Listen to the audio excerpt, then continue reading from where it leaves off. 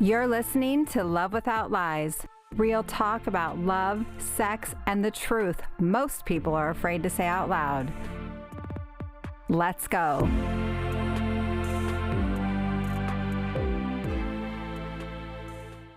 Hey everyone, thank you so much for taking the time to listen to my podcast today. I've gotten some really great feedback and I really appreciate it, so thank you so much. So today I want to talk about something a lot of couples deal with, but few people know how to navigate with honesty and maturity, and that is jealousy, lust, and the way we weaponize both of them.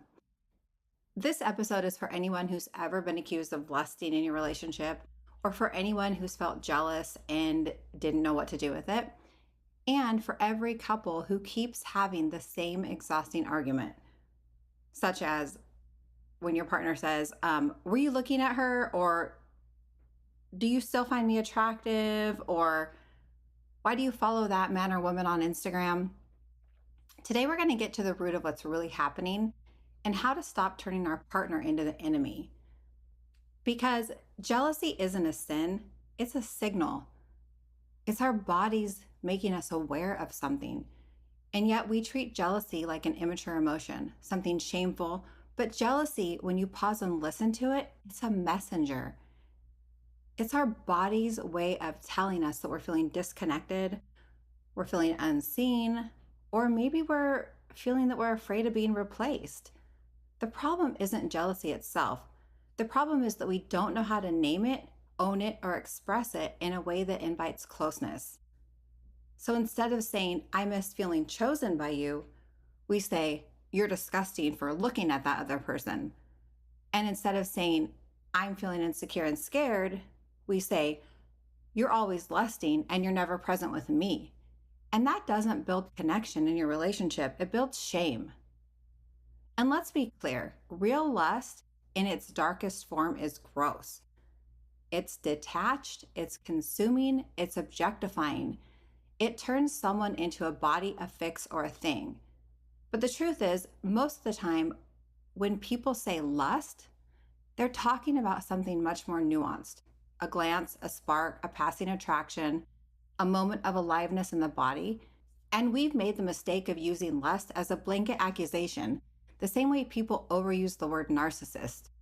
It's become shorthand for, you make me feel insecure, or you notice someone and now I feel threatened. But friends, not every glance is betrayal. Not every arousal is sin, and not every attraction is abandonment. Here's the part most people never talk about, especially in monogamy. Lust, it has two sides. Lust at one end of the spectrum can be pleasurable, embodied, and vibrant. It's what gives us like that lust for life, or a sense of passion, sensuality, and appetite. That kind of lust is admired. It's what fuels art, romance, and erotic connection. But on the other end, lust can be unrestrained and dehumanizing. That's the darker side of it, like addiction, betrayal, harassment, or objectification. And when we only choose to see that version, it becomes impossible to make any room for any kind of healthy lust in a healthy relationship. So what do? We shame it, we shut it down, we make this mistake as attraction is objectification, and we assume that if our partner notices someone, it means they don't love us. What we're doing here is we're confusing being human with being unfaithful. When we don't take the time to understand lust, we overreact to it, and we confuse our partner's aliveness or curiosity with betrayal. Attraction is not the problem. Fear is. We fear being replaced. We fear being not enough. We fear not being wanted anymore. And unless we develop a healthy relationship with human attraction, our own and our partners, we'll keep mistaking erotic energy for danger. But lust, when held with honesty and respect, can actually enrich your relationship. It can wake things up. It can show you what you miss. It can bring you closer to your own body and your partner's heart. So if you find yourself accusing your partner of lust, if jealousy takes over and you feel the need to lash out or shut down, listen, friend, I get it. It's not because you're mean or controlling, it's because you're scared and you were never given better tools. But if you never learn to say what you actually need, you'll keep punishing someone who might not be doing anything wrong, and you'll keep missing the very connection you're craving. So if this is happening, you can try this instead. Say something like, when I saw you look at her, something inside me felt really small. I miss feeling wanted. I want you to look at me like that. That is valuable. It's vulnerable. That's honest. And that's how you rebuild trust. And if you're the partner in your relationship being accused, if your partner constantly accuses you of lust, if they shame you for being attracted, looking, or feeling something, try not to become defensive. But also, don't carry their insecurity as your guilt. What I recommend is you try saying something like this.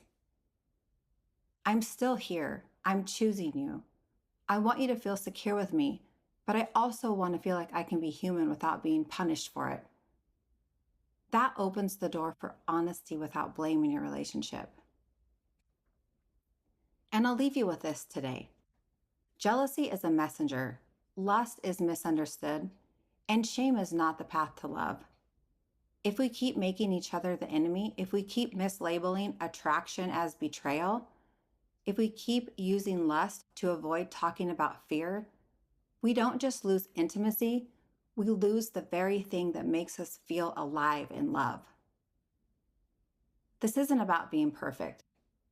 It's about being real and being willing to see each other clearly, our desires, our fears, our flaws, and all of it.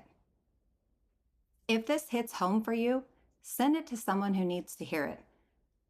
Leave a review if you're feeling generous, and follow me on Instagram for more conversations like this. Until next time. If this stirred something in you, share it, re-listen, let it land. And if you're ready to go deeper, you'll find everything at therespectedman.com. Coaching, courses, and now, What Would Teresa Say, your private AI coach for men. Remember, you don't have to shrink to be loved. You don't have to go numb to stay. Stay open, stay honest, and I'll catch you next time on Love Without Lies.